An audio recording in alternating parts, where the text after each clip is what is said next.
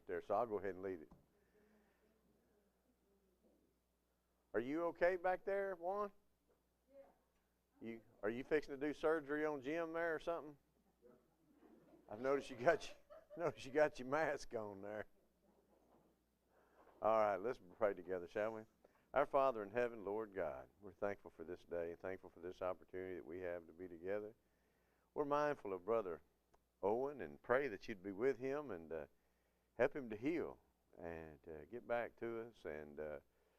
And I know he wants to be able to move around and be able to do things too, Father. So we're praying for him and his quick recovery from this. May the drugs he's taken, the antibiotics and so forth, run their course and do him good. We pray that you'd be with us as we study tonight. In Jesus' name, amen. All right, man, we are doing great. And then, lo and behold, I think we have just basically inherited an extra hour. So maybe that means we can slow down a little bit because we have been blazing the trail, let me tell you. It's good to see you back. You okay? Good deal. Reggie, good to see you return again. You were able to make bail again, I see. That's great. You must have friends in high places. What's that? The jailmaster's not here. I just snuck in. Oh, you woke up and the bars were open, huh? We're in chapter 41 is what I've got. What do y'all have? Good deal, because, I've really started trying to keep up with that well because I probably it's probably been 3 weeks ago, I spent about 10 minutes in the class and everybody was looking at me funny. And so I just finally asked them, I said, well, what's up? And they said, you're on the wrong page. We've already done that. And so, sure enough, so now I try to ask. Chapter 41, Gedaliah, governor is murdered. Boy, the worst thing in the world, Gedaliah's been trying to listen. Jeremiah was right. We've been most of us been taken away.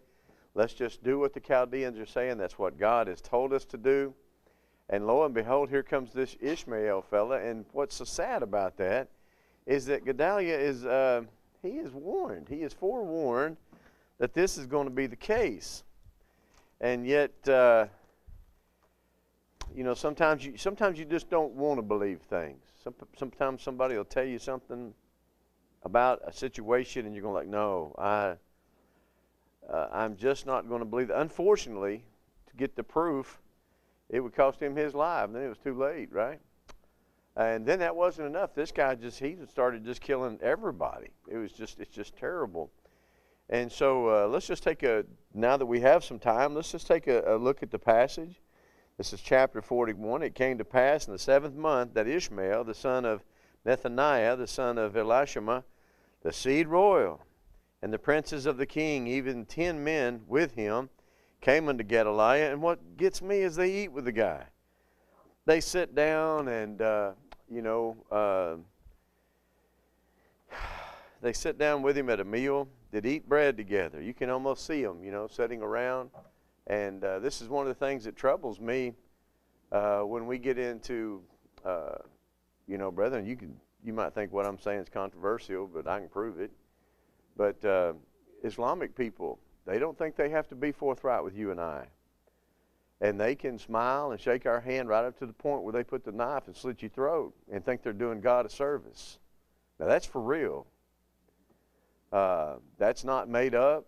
That has happened. It will continue to happen as long as, we had a president of the United States stand on the floor of Congress, hold up a copy of the Quran, and said there will never be peace on earth as long as this book continues to be spread. And he's right. That's just the way it is. And, I go by today, leaving my doctor's office, going over, drove right by what they call an Islamic center. That's just another name for a mosque. So they just changed the name of it, and we Americans just, we let our guard down. Brethren, I'm sorry you got your hand up.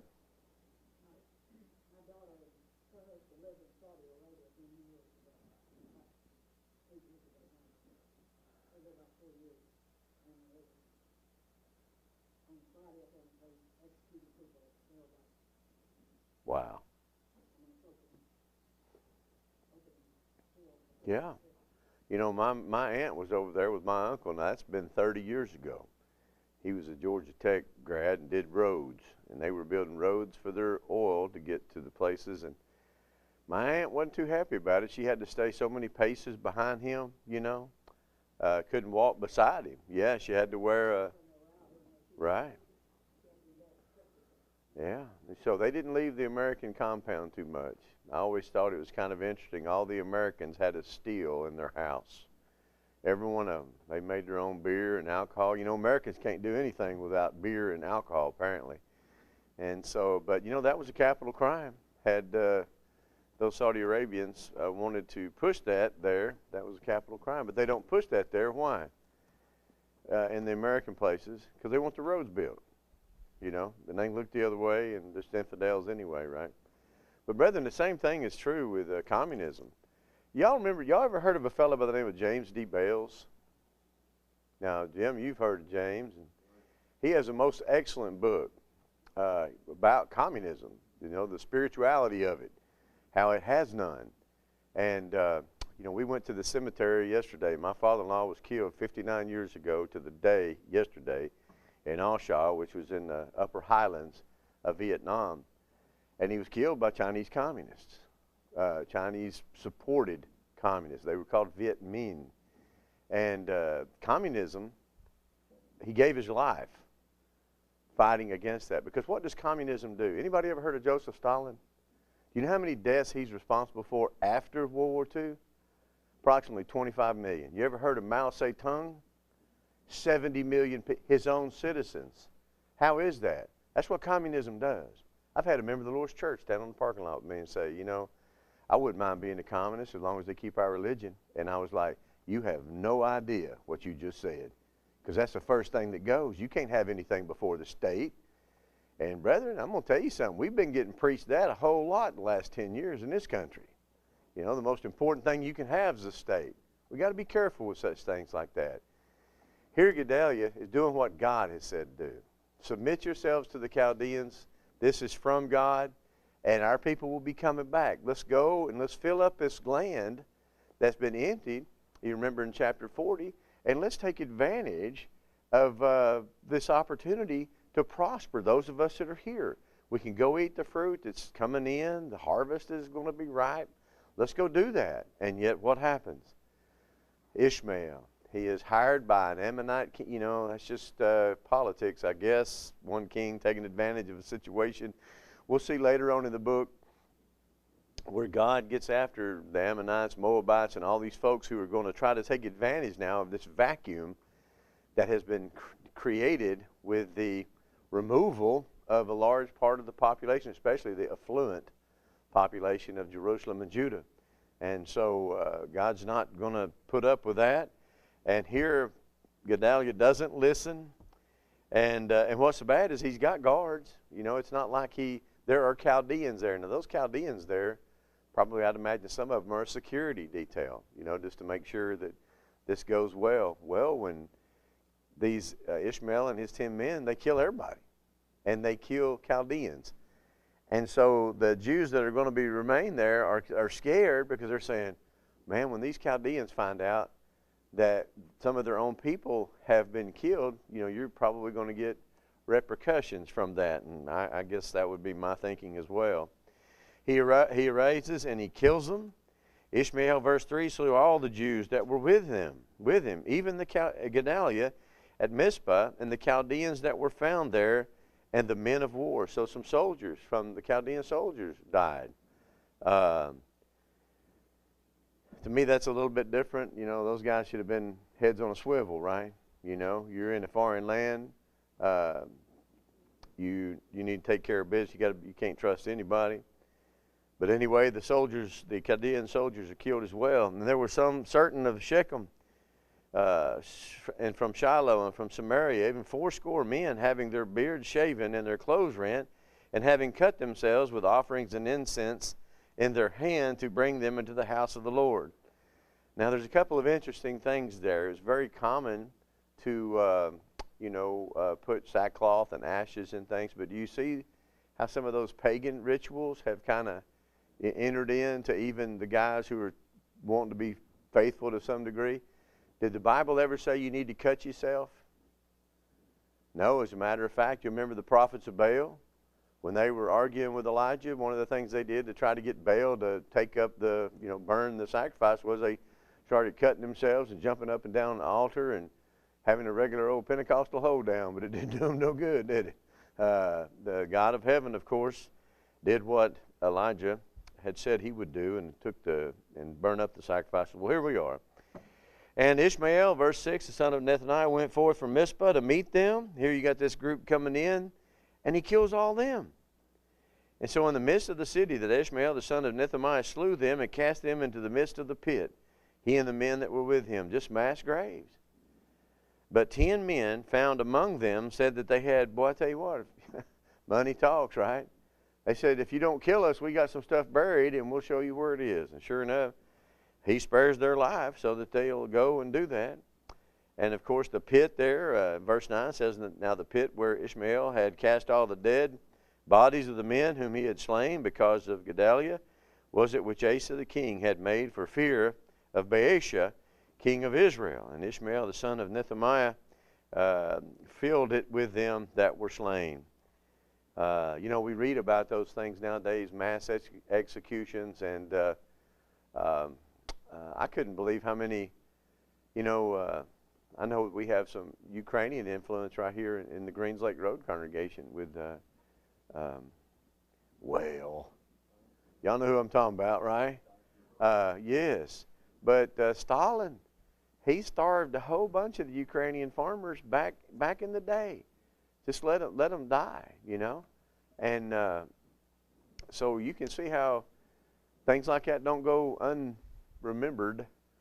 And so you even have that not such a love affair today. Notice then Ishmael, verse 10, carried away captive the residue of the people that were in Mizpah, even the king's daughters. And so these king's daughters, bless their heart, they've been thrown around everywhere, haven't they? They were left there, and they go, and we're going to find them again here in the not too distant future. Notice in verse 11, but when Johanan, the son of, now that's the guy that was trying to warn Gedaliah, remember? And captains of the forces that were with him heard of all the evil that Ishmael, the son of Nethaniah, had done. Then they took all the men and went so to fight with Ishmael, the son of Nethaniah, and found him by the waters of Gibeon. And guess what? Everybody gets killed but the bad guy. And somehow, how does that always work? Even in the movies, right? That guy somehow escapes. And so he goes back and, of course, goes to Ammon. And so Johanan is now kind of going to take the control.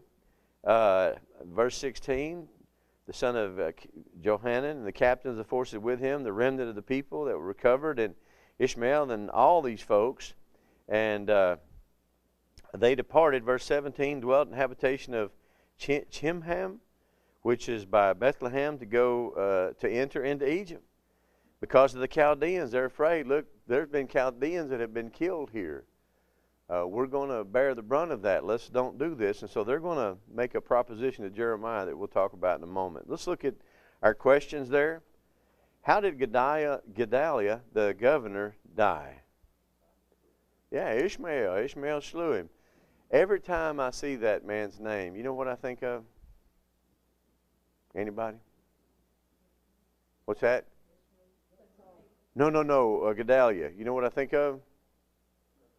The chocolates there in San Francisco. You know, the place there when you're coming into the, my wife, every time we go there, she goes, I got to get some of these. They sell them at Walmart, in Rossville or Fort Oglethorpe. But somehow they're just better when you go to the actual place there in San Francisco. It's a beautiful area, that's for sure. Every time I see that, all I can think of is the chocolates, and that's probably why I mispronounce it. It says, when Gedaliah was, Gedaliah, that's how it should say, Gedaliah was governor, he exhorted the Jews not to fear the Chaldeans. Why? The Chaldeans were there. They are there to protect them. Didn't do a good job here. But that's where the rest of the people went. That's who's running the show, and that's who is going, they're going to come back, the Jews will. But after his death, they're scared, and you and I would be as well. You're worried about those reprisals, And, you know, it wasn't like he was going to get a court date. When the Chaldeans did come, they're going to look and say, hey, what happened to Joe and Frank and Ben and them other guys we left here? Then you're going to try to explain how they died, and depending upon the captain or the colonel or whoever's in charge of them, you know, he makes a decision right then and there, you know, whether or not you're going to die or not. So I certainly can sympathize with them. Well, in chapter 42, any sympathy that you may have for that group, you're going to lose it. Notice in all the captains of the forces, Johanan, here's the guy that was trying to, you know, pay back Ishmael for killing those people. Uh-oh, somebody's alarm going off.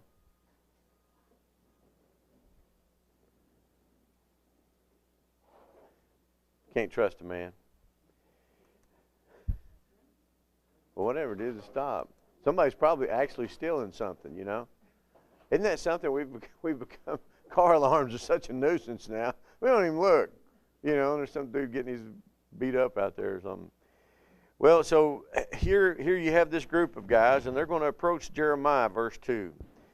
Let, we beseech thee, our supplications be accepted before thee, and pray unto us to the Lord thy God, even for all this remnant, that the Lord, verse 3, thy God may show us the way wherein we may walk, and the thing that we may do. Then Jeremiah the prophet said, you know, it's my job, right? I've been doing this from the beginning. He says, I've heard you. Behold, I will pray unto the Lord your God concerning your words, and it shall come to pass, whatever the Lord shall answer you, I will declare it unto you, and I will keep nothing back from you.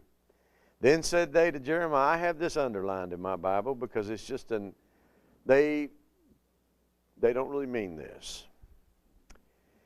Well, I think they may have meant it as long as it went their way. You know what I'm saying? You tell us, and as long as you agree with what we've already got conjured up, then, man, we're all in it to serve God. But, of course, that's not how it works. The Lord be a true and faithful witness between us. Well, people just throw verbiage around, won't they? You know? Just call on the God of heaven, and the whole time it's just blasphemy. If we do not, even according to all these things for which the Lord thy God shall send thee to us, whether it be good, whether it be evil, we will obey the voice of the Lord our God, to whom we send thee, that it may be well with us. Well, they don't mean that. Verse 7, it came to pass after 10 days, and I think that's very interesting. You know, there's been a lot of turmoil, there's been a lot of things going on. All these folks have been carried away. There's been war, there's been a siege, there's been a destruction of a city, and these things are, you know, it's pretty rough. And so this would probably be a good time. You'd want your information pretty quick, wouldn't you? And this is a good man, Jeremiah. You won't find a better man. And he prays the God of heaven, but God just doesn't stop what he's doing, and so to speak, and answer immediately. 10 days pass, and the word of the Lord came unto Jeremiah. Then he called Johanan, and he tells him what God said. Verse 9, Ko Amar Adonai, thus saith the Lord, the God of Israel, unto whom ye sent me to present your supplication before him. If you will abide in this land, then will I build you, not pull you down, and I will plant you and not pluck you up, for I repent me of the evil that I have done unto you. In other words, God says it's over. No more punishment. I'll take care of you. Stay here. I'm going to be with you. Do not be afraid of the king of Babylon, verse 11, in whom you are afraid. Be not afraid of him, saith the Lord, for I am with you to save you and deliver you from his hand. Well, that is not what they want to hear. God continues, I will show you mercies, and he may have mercy upon you and cause you to return to your own land. Verse 13, but if you say, we will not dwell in this land, neither obey the voice of the Lord your God, saying, no, but we will go into the land of Egypt, then what? Everything that you fear is exactly what you're going to flee and get. You're afraid of the sword. When you run to Egypt, guess what you're going to find? The sword. You're afraid of famine. You're afraid of being hungry. You just went through a year siege, you know. And so, I mean, you were in a town that had no bread. And so terrible things. You know, people do anything for food when they don't have another choice, and they've been through all that. So you can imagine hunger is just something that they're just terrified of. We've been through that. We don't want to do it again. And what does God say? You run to Egypt, you're going to find famine. You're worried about the king of Babylon? Well, good, because that's what you're going to find in Egypt. If you go there, that's what you're going to find. And, of course, they don't listen. And so, verse 19, the Lord has said concerning you, O remnant of Judah, go ye not into Egypt. Know certainly that I have admonished you this day. Admonished you. For you be dissembled in your hearts when you sent me unto the Lord your God, saying, pray for us. Some of you folks with some of them newer translations, how do they translate that in verse 20? Y'all gonna make me turn on my iPad, ain't you? Very first one. What's the word they use there for?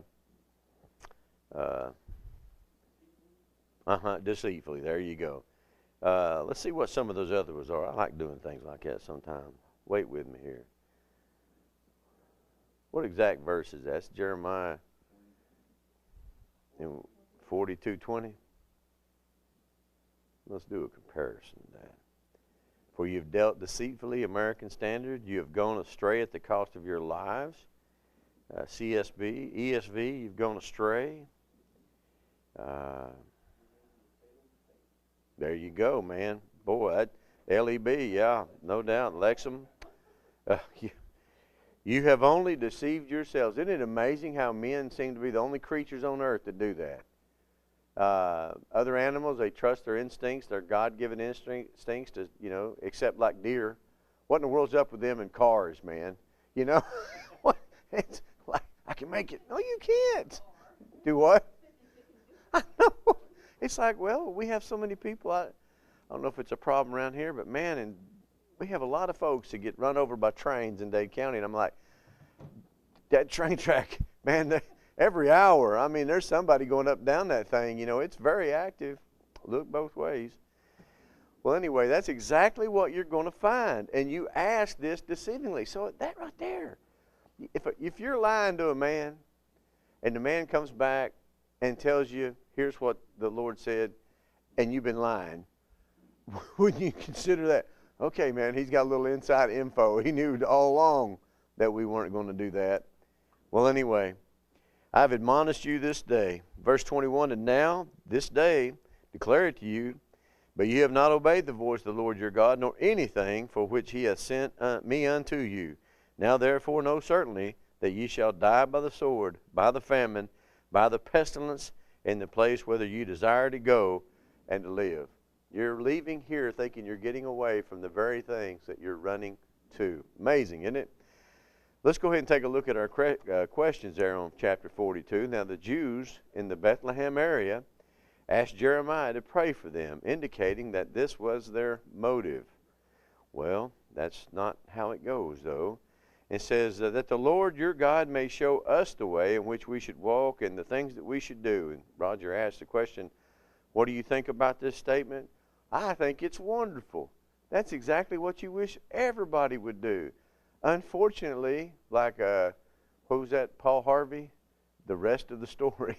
And seeing how we've read this a couple times, we already know what's going to happen. And so it's just, don't you hate to be lied to? One of the things I've tried to teach my children, look, there's a lot of things that, that's the one thing, you can't lie, because Daddy can't fix it if Daddy don't know about it, and so forth, or help you with it, or help you deal with it. And but you know what I have found with children? It's somewhat in the nature of children to lie. And by that I mean I don't think sometimes there's a whole lot of deceit in it, but they're trying to what? Well, stay out of trouble, please the person that, they want to tell you what you want to hear because they don't want to see you sad. And so so that's the thing we've got to learn early on. Honesty is what? The best policy. Yes. If it's out there, it's for real, you can know how to deal with it. But if you just keep Because what happens when you tell that first lie? Better get a bigger shovel because you have to throw a lot more dirt on the next one. Yeah, pretty soon you're in a bulldozer market, right? Because you got a lot of stuff you got to bury.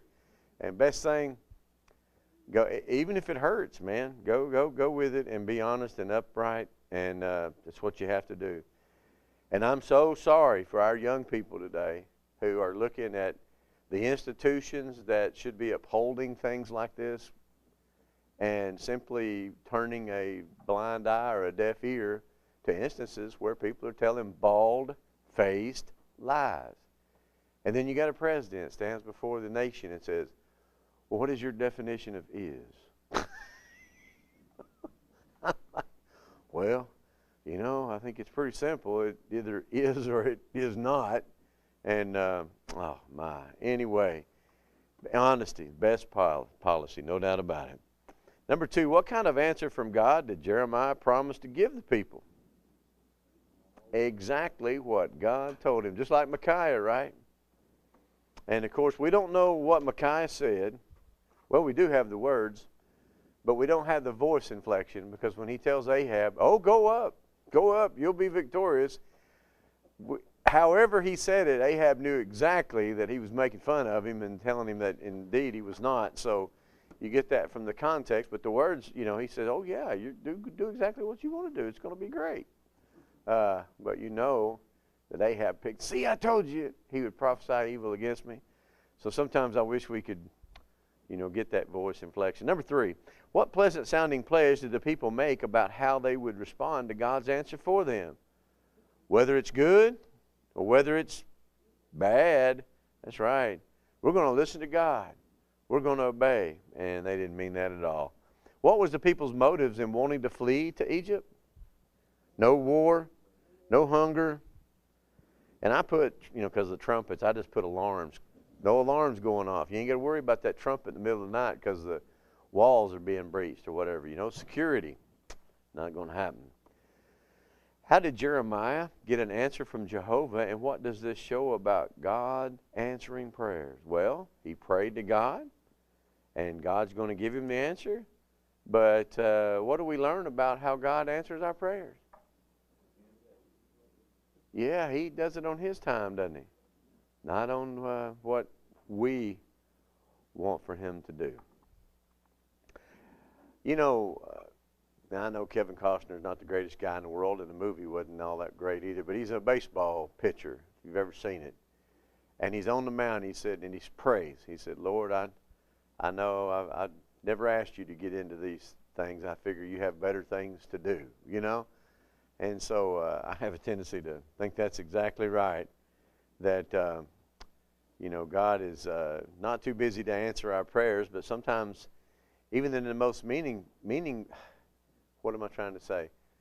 Most of our life is not spent jumping off cliffs and, you know, jumping out of airplanes and doing spectacular, exciting things. Most of our life is getting up, going to work, you know, coming home, trying to do what we need to do to take care of the house and so forth. Very mundane, day in, day out. They don't make television shows about stuff like that unless it's Little House on the Prairie or the Waltons, and I always like those.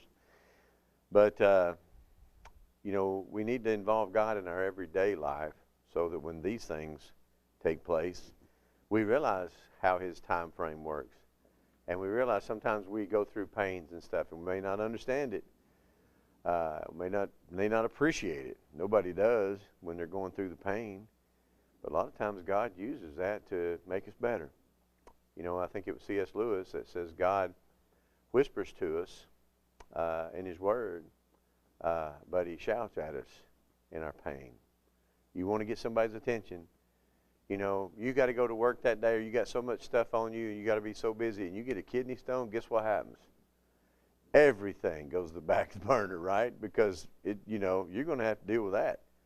This is going to, so sometimes God, he teaches us a little bit about patience, and he teaches us a little bit about it's not all about you. Sometimes your body won't go. But anyway,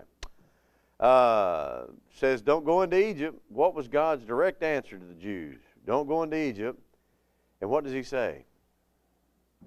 I have warns you, according to the Christian Standard Bible and the ESV and the NIV, or admonished is how the King James, I'm not sure how the New King James, I don't use the New King James a lot, so I have to actually go find, and I know that's what Roger, he used it a lot and used it to make up his questions, so sometimes I have to go look and see what it says in regards to that. Number 7, what did Jehovah warn would happen if the Jews, if they disregarded his instruction and went to Egypt? We've already talked about having everything they were running from was going to be waiting there for them, right? Okay. Chapter 43, here we go. Load up the car, Mabel. We're going to Egypt, right? Here we go. Don't listen to God. We'll just do what we want to do. Well, notice here we go. Johanan is going to attack the very man he asked him to do a favor. Talk to God for us, Jeremiah. Would you ask God? And now Jeremiah comes back, and so Johanan wants to leave. So what does he have to do? We call this argument ad hominem. And that means you're going to attack the man. So he's going to try to attack Jeremiah and make Jeremiah's credibility with the people he's trying to convince that they need to go to Egypt to do so. They do it. We do it in politics. You know, you'll have it when people are fighting over jobs. Attack the other guy. I know Wesley Simons a couple years ago debated. I felt sorry for him too. I can't remember his name, but he worked up at the East Tennessee School preaching there. And I was afraid that he wouldn't take that serious because I knew Wesley Simons would take it serious. And so Wesley Simons was defending error. You know, his job was to prove error is right.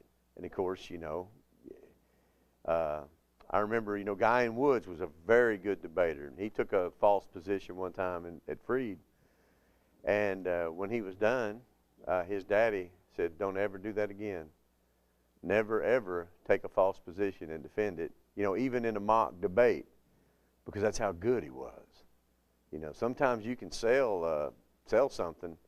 And so I was afraid he wouldn't, because Wesley Simons is sharp. And he knows the ins and outs of Calvinism. The idea was once saved, always saved. And so he really held Brother Lipes the dude's name. He really held his feet to the fire, and I don't think he appreciated it a whole lot. But, I guess he thought it was going to be a little bit more cordial and sort of jokingly and so forth. Well, it was not. And the bottom line is, when you got somebody that's that good, I said, I would have debated Wesley, but I would have attacked Wesley. I said, look how ugly this man is. There ain't no way, But you'd need to go ad hominem with him. Now, of course, the truth would always win, but it's a powerful argument. People tell you, bring up instances. What lost George Bush the whatever year election that was? Do you remember the statement he made? No new taxes. Buddy, you couldn't have said anything, first of all, dumber. You have no idea what's going to happen in the next 4 years. You don't have a clue. What about World War III or something? You're going to have to generate funds to go. So why would you say something like that? Well, you use a sound bite, and it ended up coming back to, I had a guy tell me, he said, I'm not voting for a liar. And I looked at him and I said, what do you think Bill Clinton promised Hillary? That he'd be faithful, So what anyway, we could go all day about that. But everything they were afraid was going to be waiting for them. Chapter 43, you got to love the way God teaches a lesson sometimes. The Jews accused Jeremiah of lying despite the fact that God had told him to tell them not to go. And so they go anyway. And so this visual aid that Jeremiah is going to use, absolutely powerful. So they go, and so Johanan is able to convince everybody that Jeremiah doesn't know what he's talking about. He's got help. Then spake Azariah the son of Hoshea and Johanan the son of, and these proud men, saying that Jeremiah, thou speakest falsely. The Lord our God hath not sent thee to say, go not into Egypt to sojourn there. But Barak and the son of Neriah setteth thee against us. In other words, he's playing politics. And he's going, them folks he's been hanging out with over there, they've convinced him to say that. So he's not telling us the truth because he wants to do what, this group is wanting to do. Just trying to divide and, conquer. I have not liked how people have done that with the American public. I think it's terrible that we are used as tools, white against black, black against white, rich against poor. Instead of just being Americans, now we're got to be black Americans or white Americans or Asian Americans or homosexual Americans or Americans with long hair or Americans with big feet. You know, you've got to divide everybody up. And that's exactly what they're trying to do here. And it's successful because that's how people work. You get them emotionally involved in anything and all their rationale goes right out the window. Out the window. And they follow a multitude to whatever. Well, Johanan and Kareah and all the captains of the forces, verse 4, and the people obeyed not the voice of the Lord, so they're going to go to Egypt. And so even the men and the women, and here we go, them poor old king's daughters, they've been everywhere, ain't they? Here they go again. They're going to get dragged down into Egypt. And there they go. They come into the land of Egypt, and so they obeyed not the voice of the Lord. Thus they came even to Tahpanhes. Now, if this over here was the Mediterranean, okay, and down here is Egypt, and you've got, you know, the Nile, you got this, remember this land right here, the land of Goshen? I know you can't even see anything. I got it in my head. I like the weatherman with the green board. Over here. Anyway, but let's just play like this right here is that land of Goshen, where Israel would, you know, hang out. This is Egypt. The Nile goes this way. We're over here in Canaan, and so they're in Bethlehem, Dead Sea, and so they're going to come right over here. Not to all the way to Goshen, but almost just kind of touching Egypt, if you will. And it's in Egypt, but just barely. And that's where Tahpanhes is. And so they're going, but they're not going way deep in Egypt, but right there. And it's interesting because notice what God has Jeremiah do. Take great stones in thine hand and hide them in the clay in the brick kiln, which is at the entry of Pharaoh's house, and Tahpanhes in the sight of the men of Judah. Take these rocks and go over and put them where they're, you know, not going to be found. He says, saying to them, saith the Lord of hosts, the God of Israel, behold, I send and take Nebuchadnezzar, the king of Babylon, my servant, and will set his throne upon these stones that I have hid, and he shall spread his royal pavilion over them. What's he saying? This is Pharaoh's house. And y'all run down here trying to get away from Nebuchadnezzar. And within a few years, Nebuchadnezzar is going to pop his tent right here at Pharaoh's house. And so what does that tell them? You know, of course, they're not listening to it, but forewarning them and giving them, you know, just like people like me who aren't all that quick, the book of Acts is very important. You know, even if I was convinced, and at one time I was, that all you needed to do was believe. You know, you didn't need to be baptized, even though that's what Jesus said in Mark 16:16. That's not really what he meant, you know. And so we get into the book of Acts, and what does it do? It shows you over and over and over. It draws you pictures. Man goes into a chariot, starts preaching. They're riding along. The man stops the chariot and says, here's water. What hinders me to be baptized? Well, how did he figure out he needed to be baptized? And so you start putting that together, and you find over and over again, Paul, you know, Ananias, why tarriest thou? Rise and be baptized, wash away. These pictures that are, you just can't get over it. Now, you can try to explain them away. You can try to come up with something, well, you know, yeah, you ought to get baptized. It has nothing to do with salvation. Well, how's Paul washing away his sins, you know, in Acts 22? So it's hard to fight against a lesson like that. And here God has drawn them a picture. Right here, you're at Pharaoh's, his like summer house or whatever, and Nebuchadnezzar is going to put his tent right here. So what's that tell you? The Chaldeans are going to come down there and they're going to take over Egypt. No doubt about it. Verse 11, and when he cometh, he will smite the land of Egypt and deliver such as are for death to death, and such as that for captivity to captivity, and for the sword to the sword. In other words, he'll determine where everybody goes and what happens to them. And I will kindle a fire in the house of the gods of Egypt. In other words, you know, all that false religion, God's going to punish. And here they are, going to be right down. They went from one war zone where the war was over, and they've run to a place where the war is only about to begin. It's just a really bad decision. Anytime you go against God, it's just a bad decision, huh? And you know, the thing about it, these fellas had to know Jeremiah. They had to know he didn't have a wife. They've had to know that he was in jail for preaching the truth, for preaching against the king, fighting the Chaldeans, that everything happened just like Jeremiah said it was going to happen, and still wasn't enough for them. They still fought against it. Just men can be stiff-necked. Notice verse 13, he shall break also the images of Bethshemesh that is in the land of Egypt, and the house of the gods of the Egyptians shall he burn with fire. I mean, it's going to be complete devastation for the Egyptians, and well, here they are, right? Notice our questions, being on page 51 there. Why were some of the Jews unwilling to accept the truth that God had forbidden them to go to Egypt? Why did some of them? Well, they listened to people, right? They listened to the guys who said Jeremiah's lying. And not only is Jeremiah lying, not really telling us what God said. If God told him anything, he's not telling us the truth, because he's what? With that other group. He's with that party. And that party wants to stay here because they, you know, for whatever reasons. And so conspiracy theories, boy, I tell you what, they'll break down solidarity. You know, one of the things you learn in the Army, any kind of military, is there's a rank structure. And the rank structure there is for a purpose. And that is when you're told something, you need to do it, you need to do it quickly. And but, you know, in a situation where you've got time to argue about it and go out and complain and who's going to win out and like what's happening here, you get people killed. That's what's happening here. Notice what two serious accusations did the Jews make against Jeremiah? Number one, he lied. And what else was he doing?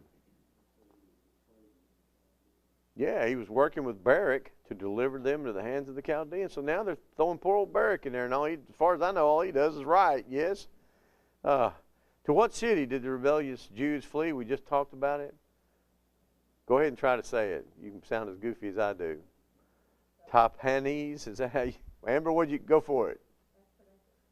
Yeah, that's. You know what? It's great. That's perfect. That's exactly how you're supposed to say it, right? And Jeremiah and Barak also traveled there with the other Jews. What was different about their situation? They kind of under gunpoint, right? I don't think they had any choice in the matter. And that's a shame, you know. You're going to force somebody. This is for your own good. Stay inside. Don't come out. Wear a mask. In your car. By yourself, you know. Oh, my goodness. For your own good, you know. Well, for Jeremiah, you know, we don't know how Jeremiah died. Tradition tells us, and that's the last thing we hear, is that he's in Egypt. We don't know how his life ended. But what a great guy, right? Writing this, recording this so that we can have access to it. And his whole life, though, I mean, it's a tragedy, right? But in reality, it's a great victory. And so sometimes when we look at something, we think, well, boy, it could have been so much different. But listen, man, this dude was faithful in everything he did. And when he did that which God told him not to do, he was doing it against, he was having it done to him against his will. Number 5 there, what prophecy did Jeremiah make about the Nebuchadnezzar would do in Egypt? Well, we said he's going to put his tent at the Pharaoh's doorstep, didn't we? Not only that, but all the idolatrous places there, he's going to destroy them, and who he appoints for the sword will get the sword, and who he appoints to go free will go free, and who he appoints to be slave will be a slave. I wouldn't write all that if I was you, but I'd put something in there to help me remember that. Number 6, in history, by what 2 other names was Beth Shemesh known? You had to do, I cheated, you know. I've got a few Bible programs that help me with such things. But the opposite of off is what? On. On is one of them. Genesis 41:45. And then it's also referred to as the city of destruction in Isaiah 19, verse 18. Doesn't sound like a place you want to go hang out, does it? All right, chapter 44. Chapter 44. I tell you what, this should probably be a great place to stop for a minute. Let's take a break. before we jump into 44. And so let's take a break. I'm not used to this. I'm always the last guy. We don't break. We're ready to leave. Appreciate your attention. We'll kick back up here at the high noon.